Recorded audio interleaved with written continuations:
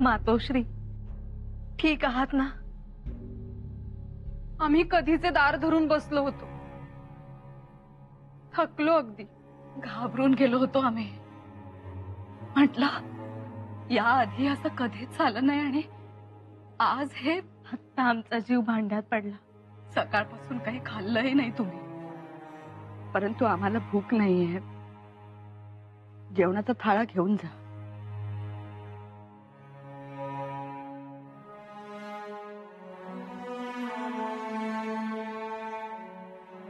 बाळराजांना भूक लागली असेल, त्यांना खाऊ घालावं.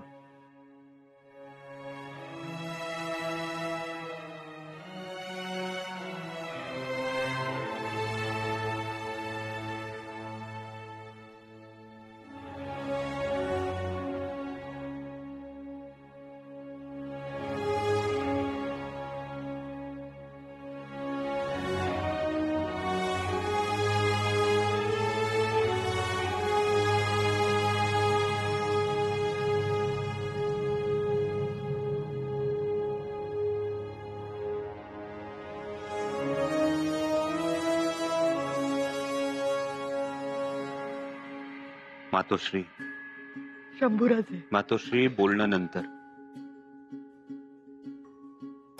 आधी जेवून घ्या. नाही,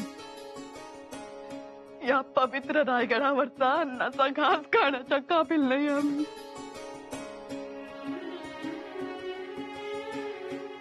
मातोश्री, काय बोलतात आपण? आमच्या हातून जे घडू नये ते घडलं. याचा फार पश्चाताप होतोय आम्हाला. मातोश्री, कशाला पश्चाताप करता आहात? जे घडून गेलं त्याचा विचार करण्यापेक्षा ते समोर आहे त्याचा विचार करा ना. पण तरी अशा सगळ्या गोष्टी घडल्यात ज्या अपराध आहेत. तुम्ही आम्हाला एका शब्दानं काही बोलला नाही. महाराज काही बोलले नाही. धाकट्याबाई साहेब काही बोलले नाहीत. सुनबाईंनी नाक मुरडलं नाही. सगळ्यांना आमची काळजी. आम्ही अन्न त्याग केला. आम्ही काही खाल्लं नाही म्हणून जो काही थोडा बहुत राग होता तो तिथेच ठेवून सगळे आमच्यासाठी धावून आले. आम्ही या सगळ्यावर पाणी फिरवलं. मातोश्री, ऐका ना. हा सगळा त्यांच्या मनाचा मोठेपणा. त्यांनी आमचा आप ठेवला. कोणी कसूर केली नाही. जगदीश्वरा, कसे काय आम्ही या जंजाळात अडकलो. मोठा शर्मिंदेपणा आलाय आम्हाला. आम्ही चुकलो. क्षमा असावी. मातोश्री, आधी आम्ही तुम्हाला सांगितलं, आज पुन्हा सांगतो. आई कधी चुकत नाही. तिनं माफी मागायची नसते. शंभूराजे. मातोश्री, तुम्ही स्वतःला कोंडून घेण्या इतकं, अन्न त्याग करण्या इतकं काहीच घडलेलं नाही. मातोश्री, तुम्ही निर्धास्त असा. शंभूराजे,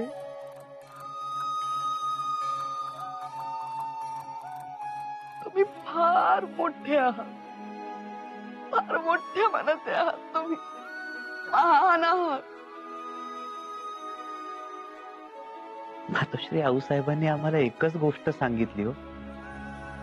जोपर्यंत घरातली आणि गावातली भाऊबंदकी संपणार नाही, तोपर्यंत आपल्या पवित्र देशाला लागलेलं परकीय आक्रमणांचं ग्रहण संपणार नाही. तेवढाच विचार आमच्या मनात आहे आणि त्यासाठी खूप मोठा पल्ला गाठायचा आहे. त्याच्या पुढे या सगळ्या गोष्टी खूप सामान्य आहेत. आम्हाला समजून घ्या. आम्ही फार शर्मिंदा आहोत. मातोश्री, बघितलत ना, आपण एवढ्या झट्या घेत राहिलो, एवढ्या मिनतवाऱ्या केल्या, केल्या, पण थोरल्या मातोश्रींनी काही दरवाजा उघडला नाही. आम्हाला समजून घ्या. आम्ही फार शर्मिंदा आहोत. मातोश्री, बघितलत ना, आपण एवढ्या झट्या घेत राहिलो, एवढ्या मिनतवाऱ्या केल्या, पण थोरल्या मातोश्रींनी काही दरवाजा उघडला नाही. अहो त्यांनी बाळराजेंचे ते ऐकले नाही तर पण युवराज आले, ते दरवाजा उघडा म्हणाले की लगेच त्यांनी दरवाजा उघडला. काही झालं तरी थोरल्या बाईंची माया आहे शंभूराजांवर. हो ना, बघितलं ना, आपण एवढं बोलायचं म्हणत होतो पण त्यांना त्यांचं मन मोकळं करायचं होतं ते दादासाहेबांजवळच. ती दोन्ही माय लेकरं एकमेकांना मिळालेलीच. लहानपणापासून बघत आलोय आम्ही त्यांना. शंभूराजे कुठेही गेले तरी शेवटी थोरल्या महाली जाणारच, करमणारच नाही त्यांना. खरं आहे तुमचे. मातोश्री, दोघं माय लेकरं बसलेत खरे, पण काय गुज चाललं असेल हो? काय चालणार? आणि सुनबाई, गुज कसलंही असलं तरी छत्रपतींचा विचार पुढे घेऊन जाणारच असणार. आम्हालाही तेच वाटतंय. मातोश्री जेवतील ना? बत्ताशीबाई, युवराज जेवायला लावतीलच त्यांना. आम्हाला तर वाटतंय भरवतील सुद्धा. परमेश्वरा, एवढं चांगलं घर. पावलोपावली आम्हाला आऊसाहेबांचे विचार आठवतात. या घराने लाखोंचे संसार स्थिर केलेत. माणसात माणूस आणि घरात घर आणलंय. अशा या घरात कोणाच्या मनात कसली अडी राहायला नको, हो ना? मग आपल्या मनातही तिसरेच विचार सुरू होतात आणि मुला लेकरांवर याचा परिणाम होतो. म्हणूनच आम्हाला असं वाटतं, जे झालं ते चांगलंच झालं. थोरल्या बाईसाहेबांना कळून चुकलंय. आता फक्त त्यांनी या मोहमायेत गुरफटायला नको, हो ना? आपल्यामुळं कर्तबगार माणसांचं लक्ष विचलित होऊ नये, ही खबरदारी आपण सगळ्यांनीच घ्यायला हवी. बत्ताशीबाई, तुम्ही जरा जाऊन कानोसा घेऊन येता का? ठीक आहे, येतो आम्ही.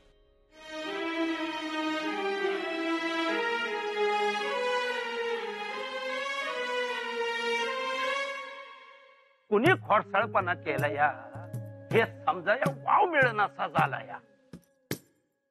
खोडसाळपणा? खोडसाळपणा नाही तर काय व. ऐन दक्षिण मोहिमेच्या धामधुमीत वाटणीचं एक खुसपट काढलं म्हणजे दुसरं काय म्हणणार? पण हंबीरराव, वाटणी हा विषय घरातील होता, त्यात बाहेरचा माणूस कशाला खोडसाळपणा करेल हो? केलाय तर हमखास केलाय. हो अंबीरराव, गनिम कुठे, वार करताय कुठे? अव हंबीररावानं अजून वार केलायच कुठं? नाही तर दोन भकलच दिसली असते तुम्हाला. हो हो हंबीरराव, एवढ्या हातगाईवर येऊ नका. वाटणी हा विषय महाराजांचा आणि महाराणी साहेबांचा होता आणि आता तो मिटलाही. हा मिटला, आई भवानीची कृपा. पर एक सांगतो, त्या स्वराज्याच्या महाराणी असतील पण आधी आमची बहीण आहे. आम्ही चांगलं ओळखतो त्यासनी. अरे वाटणी पावतर त्यांचा हात पोचणारच नाही हा विचार त्यांच्या मनातला नाही. हो पण हंबीरराव, त्यांनीच हा विषय महाराजांपुढे काढला ना? काढला की विषय काढला, पण माझा होरा असा आहे का त्याचं मूळ दुसरीकडे.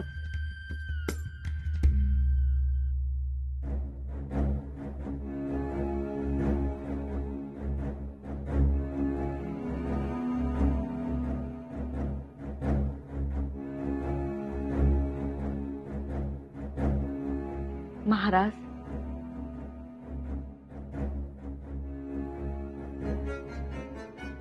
या राणी साहेब, बोला. क्षमा असावी महाराज. राणीसाहेब, आम्ही कोण तुम्हाला क्षमा करणार आहे आणि का करावी तुम्हाला क्षमा? या स्वराज्याचे धनी आम्ही एकटे नाही आहोत. महाराज, या सगळ्या गोष्टींचा विचार बाण सुटण्या अगोदर करायला हवा होता. कारण एकदा सुटलेला बाण आणि ओठातून निघालेला शब्द पुन्हा माघारी घेता येत नाही. महाराज, राणीसाहेब, तुम्ही एकदा काय अनेक वेळा क्षमा मागाल, पण त्यात मनावर उठलेले ओरखडे पुसण्याची क्षमता नसते. आमचं चुकलं महाराज. खर तर काही गोष्टी तुम्हाला कळायला हव्यात. पेटत्या मशालीवर झेप घेणाऱ्या पतंगासारखे स्वतःचेच पंख जाळून घ्यायला निघाला आहात. का राखत नाही तुम्ही तुमच्या थोरलेपणाचा आब? आणि मुळात आम्हाला एक गोष्ट कळत नाही, त्या वाटणीचं खूळ तुमच्या मनात आलंच कुठून? राणीसाहेब, ही वाटणी करण्यासाठी हा काय घरातला खण आहे का शेतातला फण आहे? आम्हाला जर या वाटण्यांमध्येच अडकायचं असतं ना, तर आम्ही देखील एक सामान्य व्यक्ती झालो असतो. एखादा शेतकरी. मुलं मोठी झाली की शेताच्या वाटण्या करून टाकायच्या. मध्ये अशी दोरी धरून उभं राहायचं, हा भाग तुझा, हा भाग माझा झालं. मग कशाला एवढा स्वराज्याचा संघर्ष उभा केला असता आम्ही? खरंच काय घडून गेलं आमच्या हातून? राणीसाहेब, या असल्या गोष्टींमध्ये गुरफटू नका. एक लक्षात ठेवा, लोक नेहमी पाहुण्यांच्या काठीनं साप मारतात. त्यामुळे आपण सतर्क करायचं, नेहमी सावध असायचं. सोयरा राणीसाहेब, जे आहे ते जोडा, ओढू नका. जी महाराज. आपल्या घरात कधीच वाटणी झाली नाही असं नाही. आपल्या घरातही वाटणी झाली एकदा, आणि फक्त एकदाच. पण ती संपत्तीची, धन दौलतीची नव्हती. ती वाटणी होती 2 भावांची. आम्हा 2 भावांना आमच्या जन्मदात्या आई बापानं वाटून घेतला. थोरला बापाकडे आणि आम्ही धाकटे आऊसाहेबांकडे. खूप लहान होतो आम्ही, आम्हाला कळत नव्हतं तेव्हा. महाराज, आपण थोर आहात. क्षमा करावी आम्हाला. राणीसाहेब, आम्ही तुम्हाला त्याच दिवशी क्षमा केली होती. पण एक याद राखा, सिंहासनाभोवती नेहमीच चतुर, लबाड, महत्वाकांक्षी लोक असतात. ते तुमचा बुद्धिभेद करायचा प्रयत्न करतात, पण आपण बुद्धिभेद होऊन द्यायचा नाही. त्यांच्या महत्वाकांक्षा त्या तुमच्या मार्फत, तुमच्या माध्यमातून पूर्ण करायचा प्रयत्न करतील. तुमच्याशी खोटंही बोलतील, बुद्धिभेद करतील, पण तुम्ही बुद्धिभेद होऊन द्यायचा नाही. हे नेहमी जाणून असा. महाराज, पुन्हा आमच्या हातून असं काही घडणार नाही. धुडकावून लावाव्यात अशा गोष्टी, आणि तरीही जवळ आल्याच तर तलवारीनं छाटून काढा. एकदा दहशत घातली ना, त्या असल्या गोष्टी पुन्हा आपल्या वाऱ्याला देखील थांबत नाहीत. या सगळ्या गोष्टींची उकल आम्हाला आता होऊ लागली आहे. वाटणी झाली अशी खबर जर रयतेत पसरली असती तर काय म्हणाले असते लोक? एकी करणाऱ्याच्या घरातच बेकी झाली. आमचा आब तो काय राहिला असता? म्हणून म्हणतो आहोत, सोयरा राणीसाहेब, यापुढे नेहमी संयमानं वागा, आणि आऊसाहेबांच्या विचारांची कास सोडू नका, आणि जे सोडा म्हणतील त्यांची गय करू नका.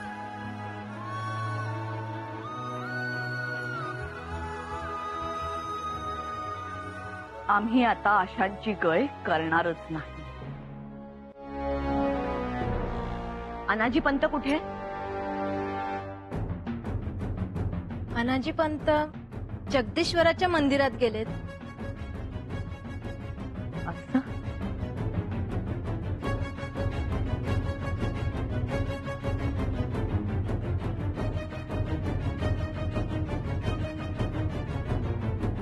इतर वेळी आमच्याशी बोलायला फुरसत मिळत नाही म्हणून तक्रार करता, आणि आता समोर आहोत तर तुम्ही गप्प. काय बोलावं? आम्हाला काही शब्दच सुचत नाही. रायगडावर एवढी तटबंदी आहे, पण तरीही ओलांडून गेले. पण एका गोष्टीचा अभिमान वाटला, तुमच्या प्रत्येक शब्दाचा. येसू अहो आबासाहेबांना कमीपणा येईल असं आपण कधी वागू का? नाही. आणि त्यानंतर सगळ्या गोष्टी समजल्याच की. मग हे सगळं समजल्यावर वाईट वाटलं? हो, वाईट वाटलं. नाराज झालात?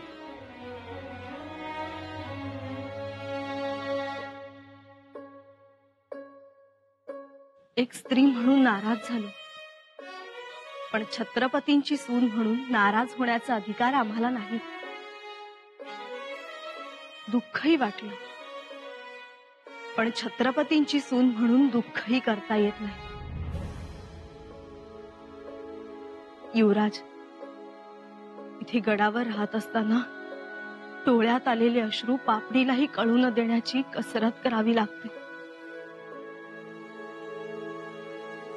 कारण घराचा आब राखायचा असतो, वडीलधाऱ्यांचा मान ठेवायचा असतो, आणि म्हणून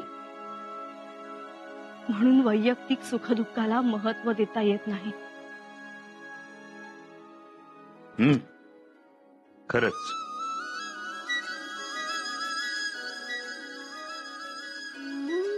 वाटणी मागितली, नवऱ्यास त्रास झाला, थोरल्या मातोश्रींचा यात सहभाग आहे या गोष्टी घोकत बसायच्या. त्या शिळ्या कढीला आधण आणत बसायचं तर त्याचा फायदा काय? आणि यामुळे दुरावे निर्माण होतात. अशामुळं दुरावा निर्माण होतो खरा. पण युवराज, असं छत्रपतींच्या घरात होणं योग्य आहे की नाही? युवराजनी अहो घर छत्रपतींचं असलं तरी घरात माणसंच राहतात ना. तरीही उणी धुणी काढत बसू नये. आपल्या आबासाहेबांनी वाह्यात वागणाऱ्यांचे हातपाय तोडले, तसंच आपणही घरातल्या स्वार्थ मत्सरांचे हातपाय तोडायचे. युवराज, मान अपमान सदैव घोडखिंड चढत असतो. आपण तिथं संस्कारांचा बाजीप्रभू उभा करायचा. मग बघा, मानापानाचं एकही गणिन तिथे उभा राहू शकणार नाही. युवराज, घरातल्या स्त्रीनंच घर बांधून ठेवायचं असतं. वा, हा तर आऊसाहेबांचा संस्कार. हा संस्कार लक्षात ठेवूनच आपण पुढे गेलं पाहिजे. तरच आबासाहेबांचा विचार आकाशातले चंद्र तारे असेपर्यंत नांदे. येसू आबासाहेबांनी आऊसाहेबांची शिक्के कट्यार तुम्हाला का दिली ते आज आम्हाला समजलं. आज आपण आमच्याबद्दल बोलू नये. आज स्तुतीचे मालक तुम्ही आहात. येसू,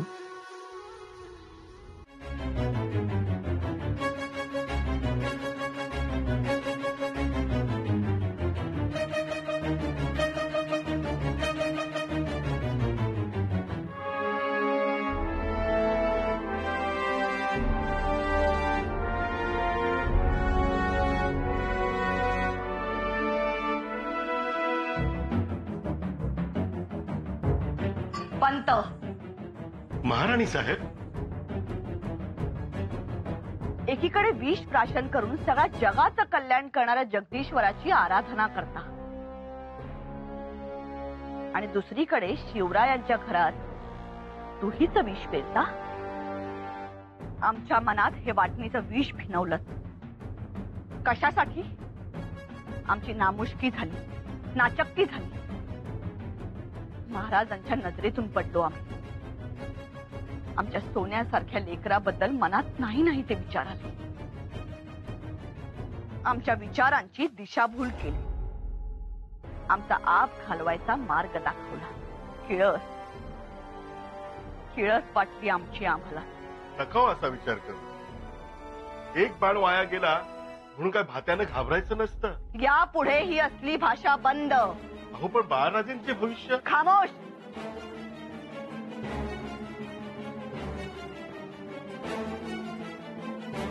त्याची काळजी महाराजांना, त्याचा विचार तुम्ही करू नये.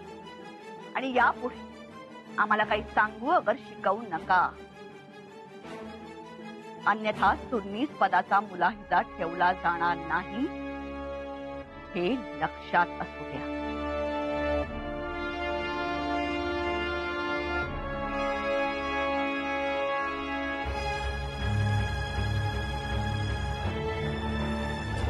जगदीश्वरा, पाहतोयस ना बाबा, ज्याचं करावं भलं